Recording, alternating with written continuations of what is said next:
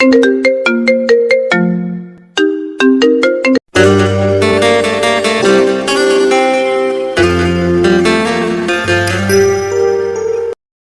নতুন ভালোবাসার গল্প পেতে আমাদের চ্যানেলটি সাবস্ক্রাইব করে পাশে থাকা বেল আইকনে ক্লিক করুন। ধন্যবাদ। আপনি দেনমোহরে কি চান? বই। ধরো একদিন তোমার স্বামী তোমাকে ছেড়ে গেল, কি করবে? মরে যাব। আসিফ দূরত্ব মেটালো, ঘনিষ্ঠ হয়ে দাঁড়িয়ে শক্ত হাতে চেপে ধরলো আমার চোয়াল, আক্রোশে উচ্চারণ করলো, অবলা নারী, ভালোবাসা ভালো, তবে অন্ধ ভালোবাসা ভয়ঙ্কর। নিজেকে ভালোবাসো, বুঝলে? আমার বিয়েটা ছিল অ্যারেঞ্জ ম্যারেজ। বিয়ের আগে ভদ্রলোকের সঙ্গে আমার কোনো রকমের সখ্যতা গড়ে ওঠেনি। সম্পূর্ণ অজ্ঞাত একটি মানুষকে আমি কবুল বলে নিজ জীবনের অংশ করে নিয়েছিলাম। জীবনের বদলটাও হয়তো সেখান থেকেই। আমি সাদামাটা মধ্যবিত্ত পরিবারের অনুগত একটি মেয়ে। ভালো রান্না জানি, আবৃত্তি জানি, পড়াশোনায় ফার্স্ট সেকেন্ড হতে না পারলেও প্রথম সারিতেই থাকতাম। ভালো মেয়ের যত বৈশিষ্ট্য থাকা দরকার সবই কম বেশি ছিল। ভালো মেয়ের বৈশিষ্ট্য ধরে রাখতেই কিনা আমার কখনো প্রেম হয়ে ওঠেনি। মনের মাঝে নিষিদ্ধ অনুভূতি অনুপ্রবেশ ভালো লাগা অবধি সীমাবদ্ধ ছিল। আর ছিল ভালোবাসার অপেক্ষা। একটি হালাল ভালোবাসায় মোরা স্বপ্ন মনের মাঝে বুনতে শুরু করেছিলাম ভালোবাসা বোঝার পর থেকেই।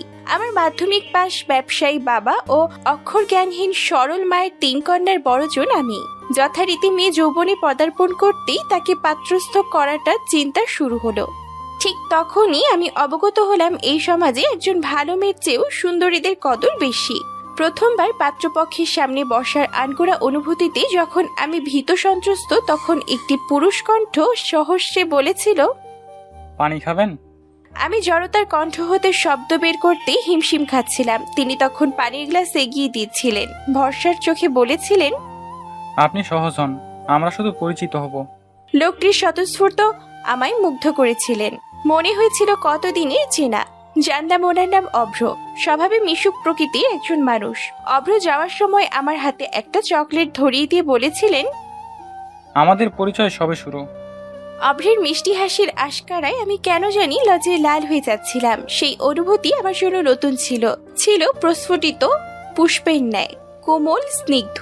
কিন্তু সেই ফুল অকালই ঝরে গেল। 2 দিন বাদে অভ্রদের বাড়ি থেকে আসা ফোনে তারা জানালেন আমাকে নয়, তাদের পছন্দ হয়েছে আমার ছোট বোন ঋতুকে। অভ্রদের আসার দিনই খেয়াল করেছিলাম অভ্রের মায়ের আমার চেয়ে আমার ছোট বোনের প্রতি আগ্রহ বেশি। আমার ইন্টার পড়ুয়া বোন ঋতু আমার থেকেই 2 বছরের ছোট। গায়ের রং শুভ্র রজনীগন্ধার ন্যায় উজ্জ্বল। কৈশোরের কোমলতায় তার মুখশ্রীতে অপার্থিব মুগ্ধতা। অন্যদিকে আমার গায়ের রং চাপা। ভালো মেয়ে সুলভ গুণগুলো সেই চাপা রঙের দেয়াল ভেদ করে প্রকাশিত হতে পারছিল না যেন। সেই চাপা রঙের তীব্র অপমানের প্রতিফলন হয়েছিল কিনা জানি না, কিন্তু বাবা আত্মীয় পরিজনদের সঙ্গে আলাপ আলোচনা করে ঋতুকে অভ্রের সঙ্গে বিয়ে দিতে রাজি হলো। কারণ ছেলের বনেদি ঘর, বিরাট অর্থ সম্পদের মালিক, বাবা মায়ের একমাত্র সন্তান। এমন বাড়িতে মেয়ে বিয়ে দেওয়ার সুযোগ হাতছাড়া করা নির্ঘাত মূর্খামি। আমার বাবা মূর্খামি করেননি। মা আমার সহজ সরল আগেই বলেছি, আমার মনের অবস্থা টের পেয়ে ক্ষীণ প্রতিবাদ করতে চেয়েছিলেন। বড় মেয়েকে দেখতে এসে মেজো মেয়েকে পছন্দ করলো, এমন মানসিকতার মানুষের সঙ্গে সম্পর্ক তৈরি করা কি ঠিক হবে? আমাদের বেলির মনের অবস্থাটা একবার ভেবে দেখবে না? বাবার রক্তনেত্রের সামনে মায়ের কথাগুলো কুয়াশার মতো ধোঁয়াটে হতে হতে মিলিয়ে গেল। অতঃপর যেই অতিথিরা আমাকে দেখতে এসেছিলেন তারাই কয়েকদিন পর আবার ঘটা করে আমার বোনকে দেখতে এলো। ঋতু স্বভাবে ভীষণ জিদি। প্রথম সে বিয়ে করবে না বলে প্রতিবাদ করলো, কিন্তু একগুয়ে বাবার সামনে সেও টিকতে পারলো না। বাড়িতে থাকতে আমি সবচেয়ে বেশি স্বাচ্ছন্দ্য অনুভব করতাম। সেদিনের পর বাড়ির দেয়ালগুলো যেন আমার অলক্ষ্যে উপহাস করা শুরু করলো। বাড়িতে থাকতে দম বন্ধ লাগে, হাঁসফাঁস করে বুকের আচ্ছাদনে নিবৃষ্ট হৃদয়টা। অভ্রের মুখোমুখি হতে ইচ্ছে হয় একবার, সরাসরি জানতে ইচ্ছে হয় এভাবেই পরিচিত হতে চেয়েছিলেন আপনি? পরক্ষণেই নিজেকে বোঝাই, বিয়ে তো সারা জীবনের ব্যাপার। সকলের অধিকার আছে পছন্দের মানুষটিকে নিয়ে সারা জীবন কাটানোর। অভ্রের জন্য হয়তো ঋতুই সঠিক। অভ্র আমার সঙ্গে কথা বলার চেষ্টা করেছিলেন অবশ্য, কিন্তু ততদিনে ওনার নামের আংটিটা ঋতুর আঙুলে উঠে গেছে। কাটা খায় আরেকটু নুনের ছিটা দিতে চাইনি বলেই উপেক্ষা করে গেলাম। অভ্রের দেওয়া চকলেটটা আমি না খেয়ে রেখে দিলাম কেন জানি। ঋতুর সঙ্গে বিয়ের কথা এগুলো চকলেটটা ওকেই দিয়ে দিলাম। ঋতুর বিয়েটা অবশ্য সঙ্গে সঙ্গেই হলো না। এমনিতেই বড় বোনের গায়ের রং চাপা, তাকে রেখে যদি মেজোটার বিয়ে হয়ে যায় তাহলে মন্দ কথা উঠবে। কাকে নিয়ে মন্দ কথা উঠবে ঠিক ঠাহর করতে পারলাম না। তবে বুঝতে পারছিলাম আমার চেনা জানা সুখে আচ্ছাদিত জীবনটা ক্রমেই বদলে যাচ্ছিল। সেই সঙ্গে দীর্ঘিত হচ্ছে অপেক্ষা, ভালোবাসার অপেক্ষা। আমরা 3 বোন একই ঘরে ঘুমাতাম। বিয়ে ঠিক হওয়ার পর ঋতুর মাঝে ধীরে ধীরে পরিবর্তন লক্ষ্য করলাম। মাঝরাত অবধি ফিস ফিস করে কথা বলে, কাতার ভেতরে আলো জ্বলে। তমসাচ্ছন্ন রুমটায় হুটহাট নৈশব্দ চুরমার করে ছড়িয়ে পড়ে ওর চাপা হাসির সুর। আমি অপর পাশে ঘাপটি মেরে পড়ে থাকি।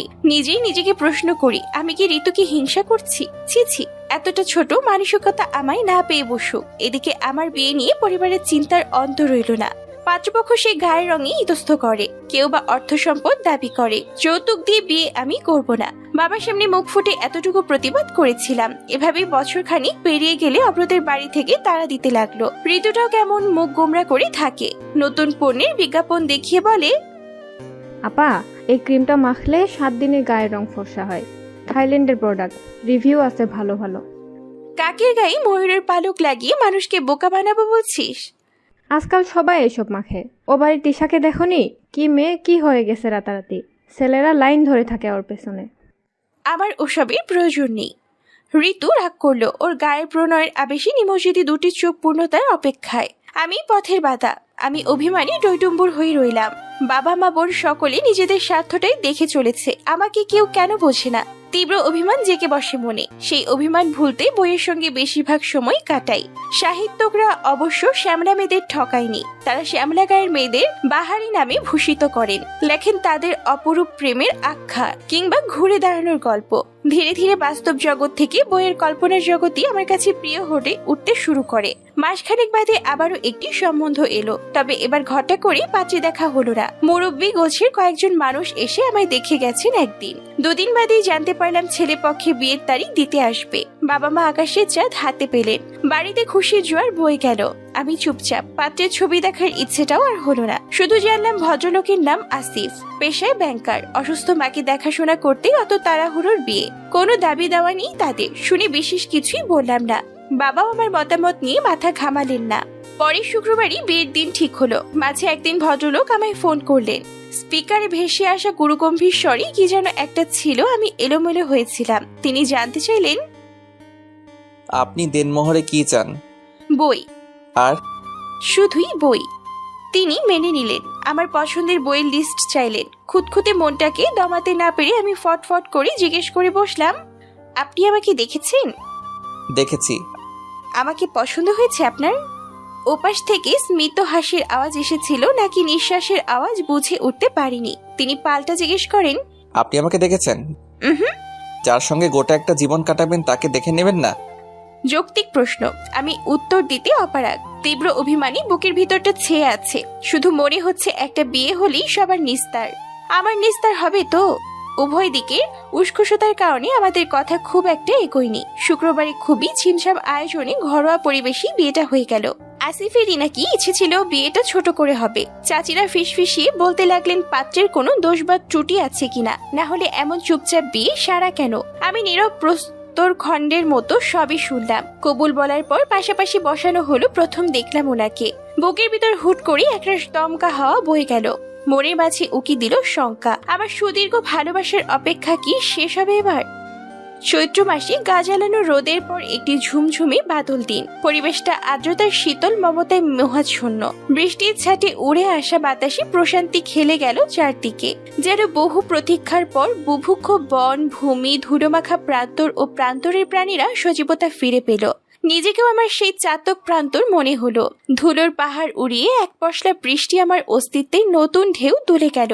মা বলেছিলেন আমার জন্ম হয়েছিল এক তুমুল ঝড়ের রাতে। প্রসব বেদনার্ত মাকে হসপিটালে নিতে গিয়ে সে কি ছোটাছুটি, বজ্রপাত, এলোমেলো বাতাসের ঝাপটাও, ভারী বর্ষণের তোড়ে রাস্তায় কোনো গাড়ি পাওয়া যাচ্ছিল না। বাবা সেই ঝড়ের মাঝেই নিজে ভ্যান চালিয়ে মাকে সদরে নিয়ে গিয়েছিলেন। অন্ধকার কিংবা প্রকৃতির রোষাগ্নি মূর্তি ওনাদের একটু ভীত করেনি, বরং ভীত ছিলেন নতুন প্রাণের সুস্থভাবে আগমনের জন্য। শুনেছি আমাকে প্রথম কোলে নিয়ে বাবার কেঁদে ফেলার গল্প। সময়ের সাথে ক্রমশ রাগী হয়ে ওঠা বাবা অবশ্য সেই কথা শুনতে এখন বিব্রত বোধ করেন। আমাকে বিদায় দেওয়ার বেলায় সকলের কান্নার মাঝে বাবাকে সেই একই রকম বিব্রত মুখে দাঁড়িয়ে থাকতে দেখেছিলাম। অভিমান নিয়েও ভেজা চোখে তাকিয়েছিলাম তিনি আসবেন, বিদায় বেলা একবার হলেও আমার মাথায় হাত রাখবেন। কে জানে, হয়তো চোখে চোখ মেলাতে না পেরিয়ে আসেননি। সকলের উপর এক আকাশ অভিমান নিয়েই শ্বশুরবাড়ি এসেছিলাম আমি। প্রথম রাতে আসিফ আমার কাছে ছোট একটা আবদার করে বলেছিলেন, মা বিছানায় পড়ার পর থেকেই এই সংসারে বিষণ্ণতার গন্ধ ঘুরে বেড়ায়। আগলে রাখার জন্য একজন মমতাময়ীর প্রয়োজন ছিল। আমার মা আপনার ছবি দেখেই বলেছিলেন আপনার দুই চোখে মমতা আছে, আপনি কি পারবেন সেই মমতার সুবাসে বিষণ্ণতার গন্ধ দূর করতে? মমতার সুবাস কথাটা একটু ভারী মনে হয়েছিল আমার। পরে বুঝলাম মায়ের গায়ের গন্ধকে তো মমতার সুবাসই বলে। পারবো কিনা না বুঝেও আমি সম্মোহিতের মতো সায় দিয়ে বসেছিলাম। সংসার তো সন্তানেরই মতো, আর সন্তানকে মমতা দেওয়া অনিবার্য। আমি সর্বাত্মক চেষ্টা করে যাব। জড়তার ফলে একটা বাক্য বিড়বিড় করেছিলাম, যদি আপনি পাশে থাকেন। অ্যারেঞ্জ ম্যারেজে একে অপরের সম্বন্ধে বিশেষ না জানার দরুন এবং ওনার স্বভাবসুলভ গাম্ভীর্য দেখে প্রথম ওনাকে আমি অকারণেই ভয় পেতাম। ফলে সম্পর্কটা সহজ হয়েও যেন হচ্ছিল না। অস্বস্তিতে জড়িয়েছিলাম। ভালোবাসার ভ্রমর উকি দিয়েও ঠাঁই নেওয়ার জায়গা পাচ্ছিল না দুজনের মাঝে। বার্ধক্যজনিত রোগে বিছানায় শায়িত শাশুড়ি টের পেলেন বিষয়টা। আমার হাত ধরে আফসোস করে বললেন, বুঝছো বউ, ছেলে আমার শান্তশিষ্ট হলেও হাসি খুশি ছিল খুব। ছোট বয়সে আব্বা মরার পরে সংসারের দায়িত্ব সামলাইতে দুইখান ভাই বোন স্বাবলম্বী বানাইতে গিয়া হাসিটাই হারাইয়া ফেলছে। তুমি ওরে কোনোদিন কষ্ট দিও না মাগো, ওর সুখটা সবাইরে বিলাইতে জানে, কিন্তু দুঃখ, মন খারাপ, অভিমান মনেই রাখে, জানতেও দেয় না। তীব্রভাবে টের পাচ্ছিলাম অহেতুক ভয়, লজ্জা কিংবা জড়তা কাটাতে হবে। যে কোনো একজনকে এই দ্বিধার দেয়াল ভাঙতে হবে। ওনার সান্নিধ্যে যেতে দায়িত্বশীলতায় প্রতিনিয়ত বুঝতে পেরেছিলাম আমি প্রেমে পড়ছি। তীব্র ভালোবাসার তেষ্টা নিয়ে যার অপেক্ষা করছিলাম আসিফই সে। তবু হীনমন্যতায় ভোগা মনে একটা খচখচানি হতো। ওনার তীব্র ভালোবাসার মানুষটা আমি হতে পারবো তো? খোলা জানালার পাশে দাঁড়িয়ে সেসব ভেবে কখন যে বৃষ্টির ছাটে ঘর ভিজিয়ে ফেলেছি টেরই পাইনি। বেলি, জানালাটা আটকে দিন, ঘর ভিজে যাচ্ছে। পা কেটে পা ভেঙে বসে পড়ুন পরে। চমকে পিছু ফিরলাম। সেই প্রথম দিনের মতো আজও ওনার কণ্ঠস্বরে আনন্দিত হই আমি। ফলস্বরূপ হড়বড়িয়ে কোনো না কোনো কাণ্ড বাঁধিয়ে ফেলি। বলা বাহুল্য এই মুহূর্তেও ভদ্রলোকের কথা সত্যি করে দিয়ে সঙ্গে সঙ্গে পা পিছলে গেল। আসিফ ঠাল হয়ে আগলে নেন আমায়। বুকের ভেতর হতে পিছলে পড়া স্বস্তির নিঃশ্বাস পাওয়া যায়, যাতে যত্নের আবেশ। আসিফের দৃষ্টি স্থির। সে দৃষ্টির কবলে পড়লে লজ্জায় হিম হয় হৃদয় জমিন। আমি চোখ নামিয়ে নিই, আর উনি কণ্ঠে ক্ষীণ অসন্তোষ ঢেলে প্রতিবারই বলেন, আপনি ভীষণ উদাসী। কথার বিপরীতে আমি প্রতিবারই ক্ষীণ হাসি ফিরিয়ে দেই। উদাসী হয়ে যদি একটু সান্নিধ্য মেলে ক্ষতি কি? আসিফকে আমি ভদ্রলোক বলে সম্বোধন করি। বিয়ের দিন কয়েকের মাঝেই বুঝতে পারলাম একটু বেশি ভদ্র গোছের মানুষ তিনি। বাড়িতেও পরিপাটি হয়ে থাকেন। যে কোনো মেজাজেই নম্র স্বরে কথা বলেন। হাঁটা চলা, খাওয়া দাওয়া সবই শব্দহীন প্রক্রিয়ায় সারেন। পারলে বোধহয় কথাটাও নিঃশব্দে উচ্চারণ করতেন। কথা না বললে কিংবা দেখা না দিলে বোঝার উপায় নেই বাড়িতে আরেকজন মানুষ থাকেন। ভদ্রলোকের চেহারার প্রতিটি লোমকূপে যেন রাজ্যের গাম্ভীর্য ঠাসা। ভারী কি ভাব অঙ্গভঙ্গিতে। আমার চেয়ে গুনে গুনে 8 বছরের বড়। তামাটে ত্বক হলেও বলিষ্ঠ গড়নের আকর্ষণ লোকসমাজের রূপের পাল্লায় উতরে যান অনায়াসে। কাছাকাছি হয়েও কেন জানি আমার গায়ের রংটা উতরে উঠল না। আসিফের কোনো আত্মীয় পরিজন শাশুড়ি আমার কাছে ফিসফিস করে বলতে শুনেছি, আসিফের জন্য একটা সাফ রঙের বউ আনতে পারলা না? ভবিষ্যৎ নাতি নাতনির গায়ের রংটা একটু সাফ হইতো। কথাগুলো আমাকে অনিরাপত্তায় ভোগায়। রূপের হীনমন্যতায় ঢুডুমুডু মনটা নিজেকে ভালোবাসতে ভুলে গিয়ে ভালো বউ হতে উঠে পড়ে লাগে। কাজ দিয়ে যত্ন দিয়ে অন্যের ভালোবাসা আদায় করে নিতে উৎগ্রীব হয়। মধ্যবিত্ত শ্বশুরবাড়িতে স্বামী, অসুস্থ শাশুড়ি, কলেজ পড়ুয়া দেবর, ননদ নিয়ে সংসার আমার। সংসারের দায়িত্ব আসিফ একা সামলায়। বিলাসিতা না থাকলেও অভাব নেই। একমাত্র ননদ জেসমিন আপার বিয়ে হয়ে গেছে অনেক আগেই, কিন্তু নতুন বউটা মায়ের সেবা করে নাকি অবহেলা তার তদারকি করতে মাসের বেশ কয়েকদিন বাবার বাড়িতে এসে থাকেন। সম্পর্কে ছোট হলেও জেসমিন আপা আমার বড়। আমি ওনাকে সমীহ করে চলি, যথাসাধ্য চেষ্টা করি আপ্যায়নে। তবুও জেসমিন আপা কেমন মুখ কুচকে থাকেন। ভদ্রলোকের একটা দিক আমায় ভীষণ মুগ্ধ করে। প্রতিদিন বিকেলে অফিস থেকে ফিরে আগে নিজ হাতে চা বানাবেন, এরপর মায়ের ঘরে গিয়ে গল্প করবেন। সেই সময়টা ওনাকে ভীষণ স্নিগ্ধ দেখায়। আড্ডায় আমাকেও সামিল করা হয় ওনার হাতে চায়ের লোভে। গোগ্রাসে কথা গেলার লোভে আমি রোজ সন্ধ্যায় অপেক্ষা করি। কোনো বই পড়ি ভালো বা মন্দ লাগলে ওনার সঙ্গে সেই বিষয়টা নিয়ে আলাপ করি, কিন্তু সমস্যা হলো ওনার অনুভূতি প্রকাশ বেশ শক্ত। আমার কথায় বিরক্ত হন কিনা তাও বুঝে উঠতে পারি না। হাসিটা যেন কদাচিৎ উকি দেয়। একদিন বিরক্ত হয়ে কবিতা আবৃত্তি করার ভান করে বলেই বসলাম, রাম গরুরের ছানা হাসতে তাদের মানা। সঙ্গে সঙ্গে প্রত্যুত্তর পেয়েছিলাম। হাসি অনেকটা ছোঁয়াচে রোগ, একজন হাসলে পাশের জনের মাঝেও ছড়িয়ে যায়। না ছড়ালেও সৌজন্য দেখিয়ে হাসতে হয়। কাজে আপনি হাসি খুশি না থাকলে আমি সৌজন্য কি করে দেখাই বলুন? এর মাঝে ঋতুর বিয়েটা হয়ে গেল। আমি ভেবেছিলাম যাব না, আসিফ সবই জানতেন। তিনি আমার উপর বিরক্ত হয়ে বললেন, তুমি তো কোনো দোষ করনি, তাহলে তাদের লজ্জার দায় তোমার কেন? বেলি, তুমি নিজেকে অসহায় ভাবাটা বন্ধ করো, তাহলে দেখবে তোমার জীবনটা অনেক সহজ হয়ে গেছে। তোমার অসহায়ত্ব কিন্তু অর্ধাঙ্গ হিসেবে আমার উপরও বর্তায়। আমাদের আপনি আজকেটা যে যাত্রায় তুমিতে নেমে এলো, আমি গেলাম ঋতুর বিয়েতে। মেরুদণ্ড সোজা রেখে হাসি খুশি থেকে বিয়ের কাজে হাত লাগালাম। অব্রের পরিবার, আমার বাবা মা কেউ আমার চোখের দিকে তাকাতে পারেননি।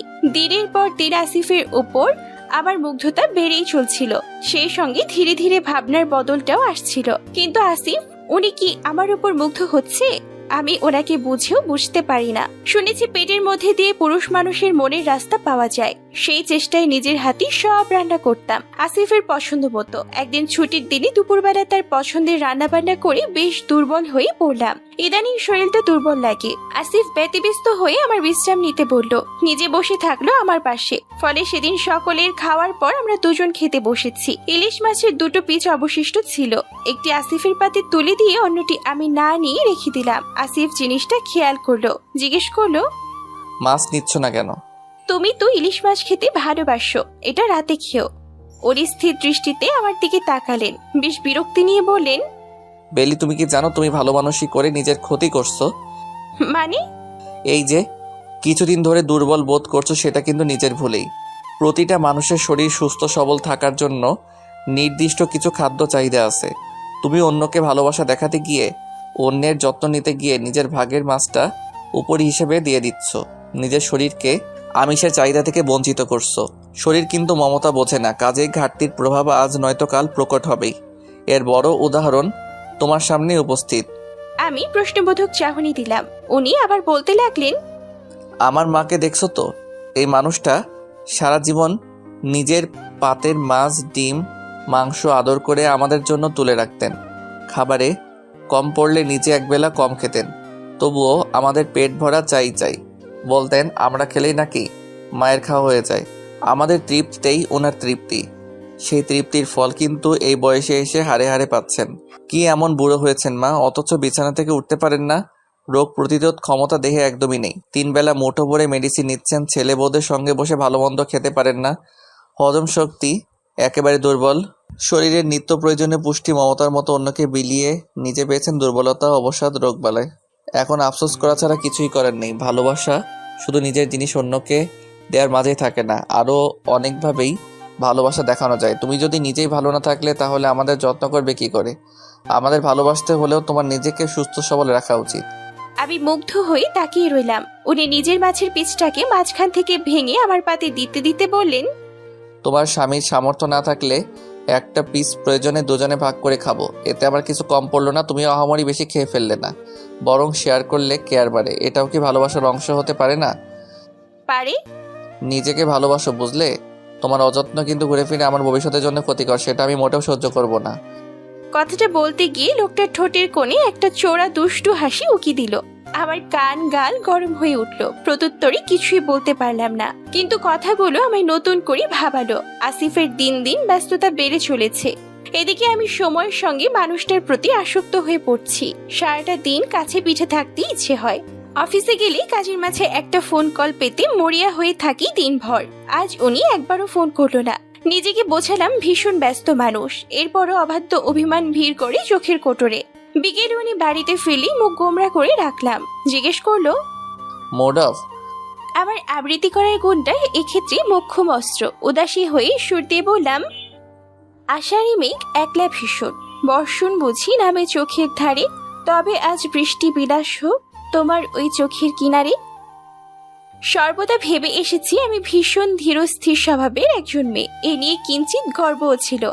বিয়ের পর সেই গর্ব আমার শূন্য হয়ে গেল। নিজেকে প্রতিনিয়ত আবিষ্কার করতে লাগলাম অধৈর্য এবং অস্থির রূপে। আমার এহীন দুরবস্থার জন্য দায়ী আসিফ। ভদ্রলোকের মাঝে কি এমন চৌম্বকীয় আকর্ষণ আছে যা আমি এড়াতে পারি না, আবার নির্লজ্জের মতো জড়াতেও পারি না। শুধু ভেতরে ভেতরে দগ্ধ হই, কুমড়ে উঠি। আসক্তি যে কতটা ভয়ঙ্কর তা হাড়ে হাড়ে টের পাচ্ছিলাম। আসিফ আমায় এড়িয়ে যায় বিষয়টা তেমন নয়। মাঝে মাঝে টের পাই ওই দুটো শীতল চোখ আমায় খুঁজে অস্থির হয়, সান্নিধ্য পেতে মরিয়া হয়, কিন্তু স্বল্পভাষী স্বভাবটা মোটেও প্রকাশ করতে দেয় না। এই আপাদমস্তক গোমরামুখ মানুষটাই আবার ঘুমানোর পর একদমই শিশু হয়ে যায়, গুটিয়ে আসে বুকের মাঝে।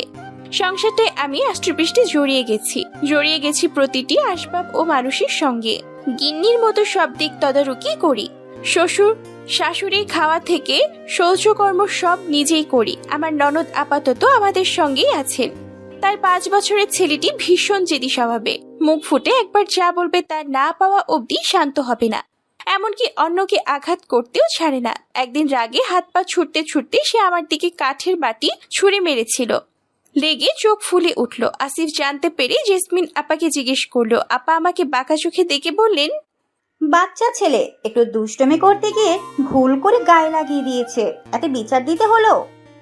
আসিফ হিমশীতল কণ্ঠ বললেন, বাচ্চা ছেলে না হয় ভুল করেছে, তুই কি সেই ভুলটা শুধরে দিয়েছিস?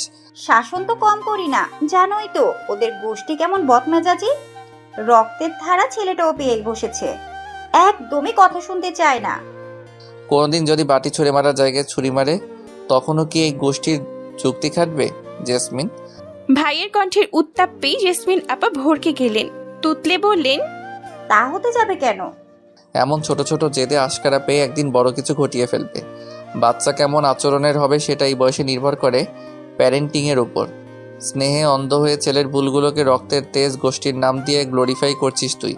এটা ভুল নয়, দোষ। আর দোষটা তোদের প্যারেন্টিংয়ে। জেসমিন আপা সেদিনই ছেলেকে নিয়ে বাড়ি ছাড়লেন। আমাকে হিসিয়ে বলে গেলেন, আস্তে না আস্তে ভাই বোনের মধ্যে ফাটল ধরাতে উঠে পড়ে লেগেছ। রূপ তো নেই, কি দিয়ে বশ করেছো ভাইয়াকে? নিশ্চয়ই ইমোশনাল ট্র্যাপে ফেলে সাদাসিধা ভাইয়াকে দুর্বল করেছো নিজের প্রতি।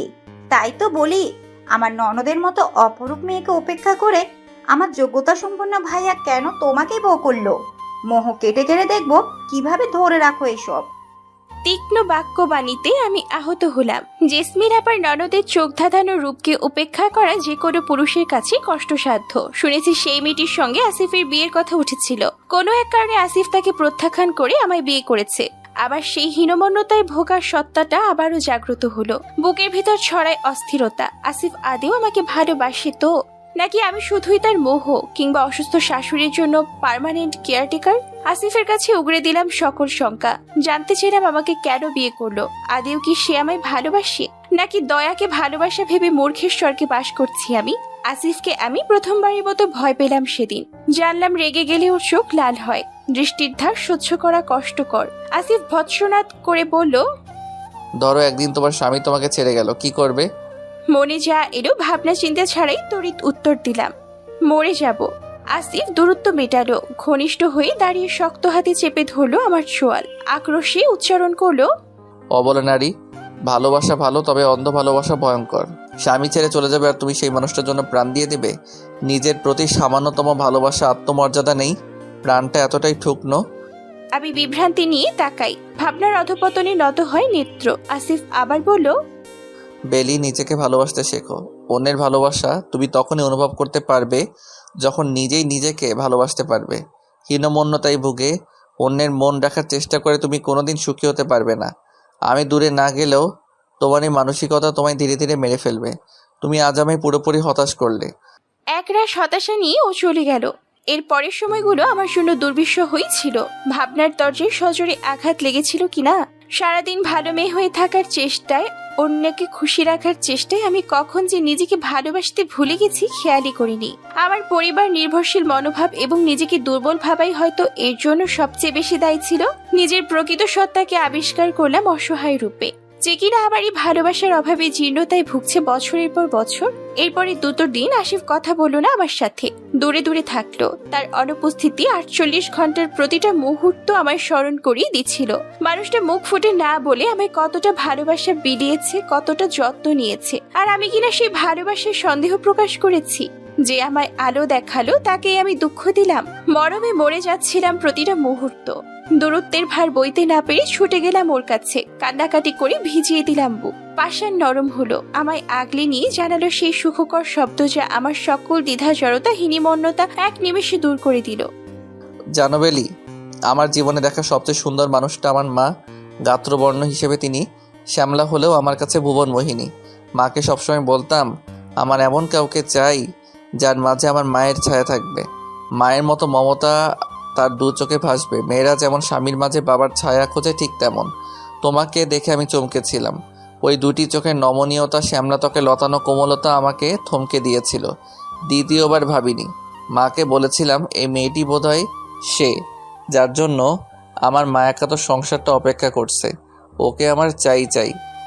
এরপর আর কোনো জড়তা ছিল না দুটি প্রাণীর মাঝে। আমি এক পা এগোলে বিনিময় ও দুপা এগিয়েছে। সে রাতে আমার সর্বাঙ্গে যেন ভোরের পবিত্র শিশির ছুঁয়ে গেছিল। নিজেকে ভালোবেসে ওর প্রতি ভালোবাসা দ্বিগুণ হয়েছিল।